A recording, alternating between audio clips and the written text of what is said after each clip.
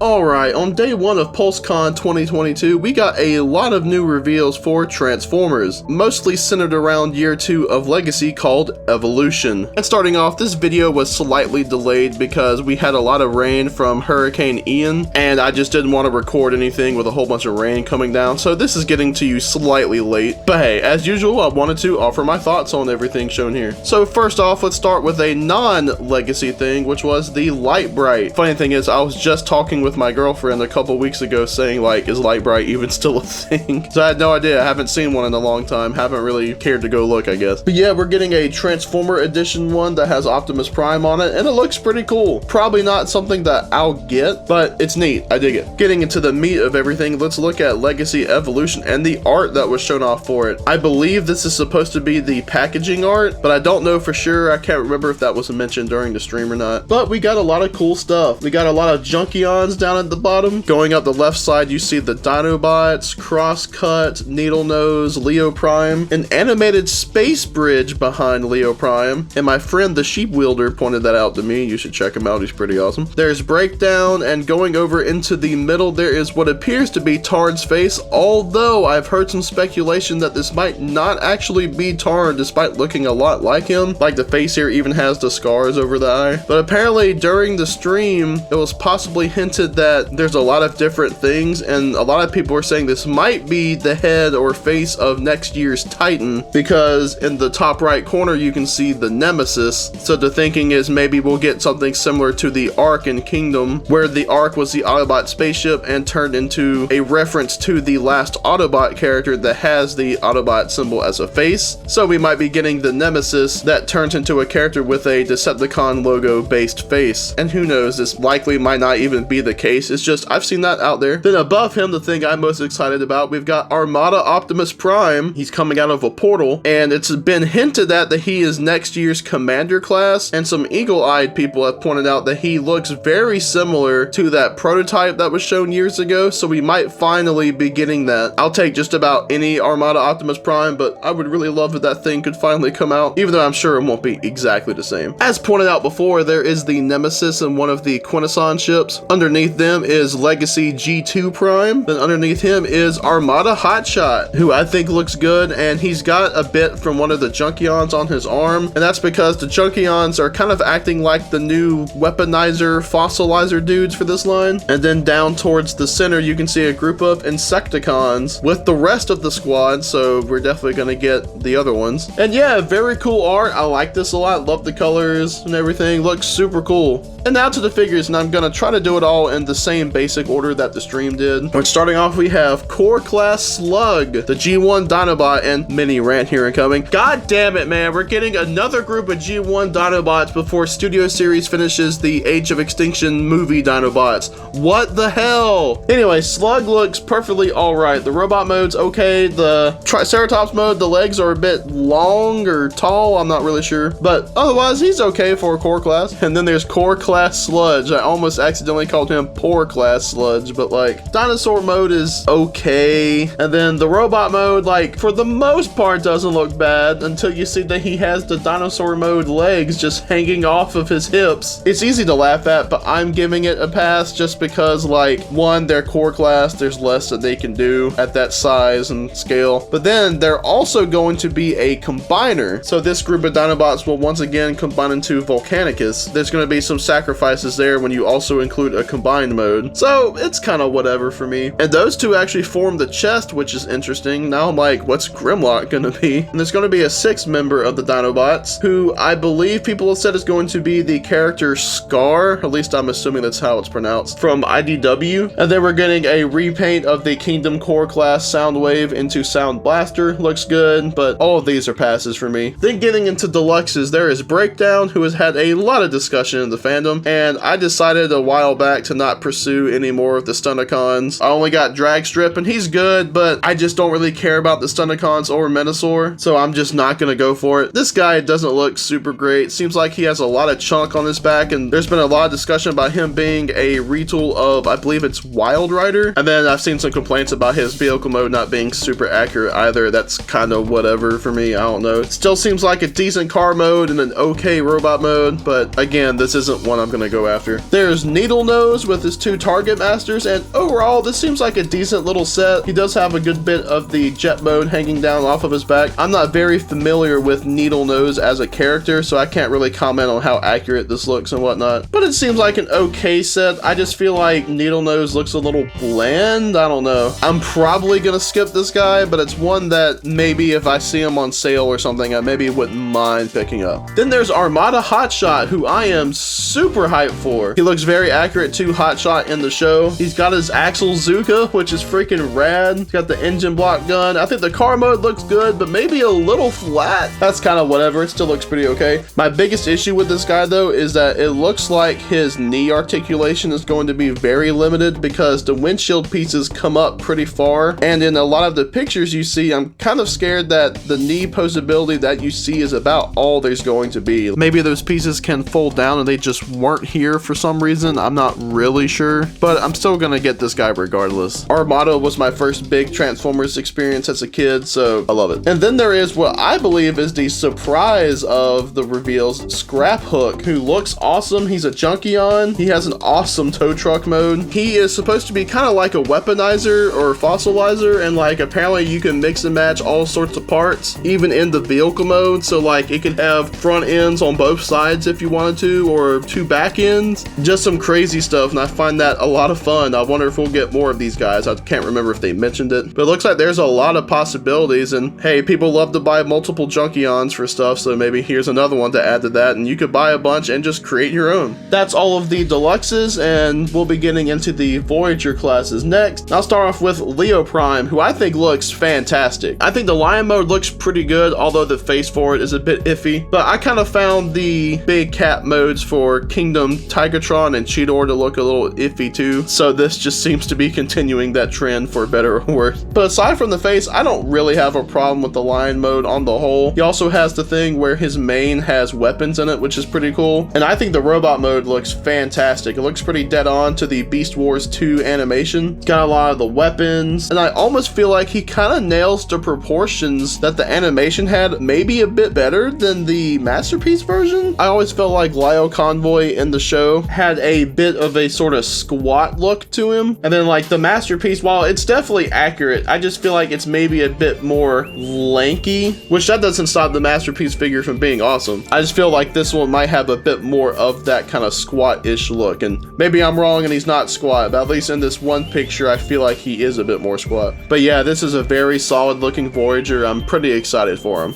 And then there's my boy Tarn, who looks super freaking good, man. And finally, official figures of the Decepticon Justice Division. Of course, this doesn't mean that we're gonna get the other members, and some of the other members we probably wouldn't get without at least some reinvention. I mean, one guy turns into a freaking electric chair, come on. But you know, Tarn looks pretty good. Very accurate to the design. I like how they said they added light piping just to try to get the look from that one comic cover, the one that I'm pretty sure everyone knows Tarn from. We've even gotten some behind the scenes info of Tarn, like apparently his transformation's super cool and kind of mimics what we see in the comic panels. You can combine his fusion cannons in a bunch of different ways. He's got hand articulation like GX's did, which is pretty awesome. And he also has no back kibble or hollow parts, so he's looking like he's going to be quite an awesome Voyager figure. I think GX's might be my favorite in the Legacy line so far, although Tarantulas is really giving him a run for his money. And I feel like Tarn might be the best for Evolution, but we'll see. It's way too early to start saying that kind of stuff, but it's sounding like he's going to be a great figure. And that's all of the Legacy stuff. They said they didn't have leader class just because of the state of the world, long story short. Then we got 2 other ones, one being the SDCC exclusive Alpha Trion and Orion Pax pack, which I think looks good. I'm debating if I'm going to actually try and go for this. Like, I think both of them look great, and I like the Vector Sigma and the key included. I'm just not sure it's a set that I have to go for, but you know, I definitely wouldn't mind. And then the other one that was revealed, which I believe is the final Shattered Glass figure, maybe I'm wrong on that, don't quote me on it, but it's Shattered Glass Soundwave along with Ravage and Laserbeak, and I think this looks super nice. I like the colors. He has the bandana, which I believe they said is a molded in piece, and it's the Earthrise mold, so that's pretty cool. Maybe some people will be able to own this mold in some way, although I wouldn't be surprised if we saw a couple customs into G1 Soundwave. One thing that gets me though, and I don't usually complain about this kind of stuff, is the fact that this set is just over $60.